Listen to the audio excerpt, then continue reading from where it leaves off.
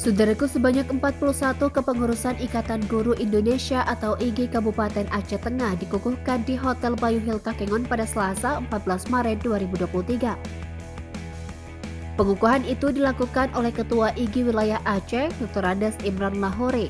Prosesi pengukuhan itu dihadiri oleh Kepala Dinas Pendidikan dan Kebudayaan Aceh Tengah, Dr. Andes Uswatudin, anggota DPRA, Mardan Sahidi, dan Dandim 0106 Aceh Tengah.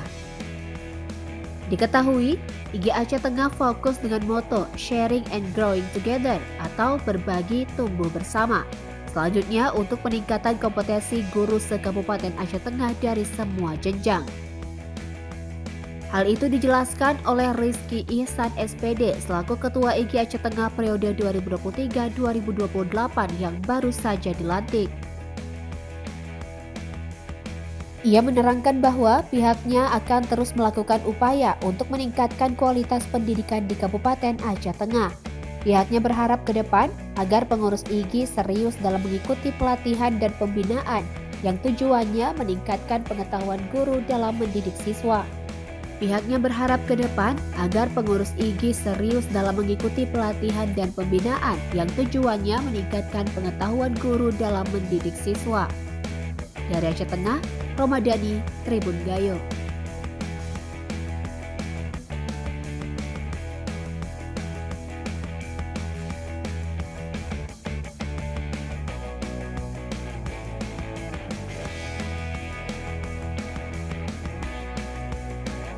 Untuk peningkatan kompetensi guru seluruh Aceh Tengah supaya berimbas kepada pemahaman murid untuk meningkatkan nilai kualitas pendidikan di Aceh Tengah khususnya.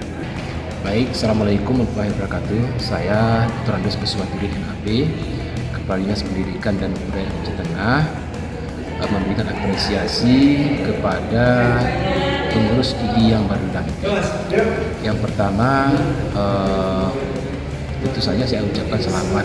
Semoga Ikatan Guru Indonesia Cabang Aceh Tengah ke depan lebih baik.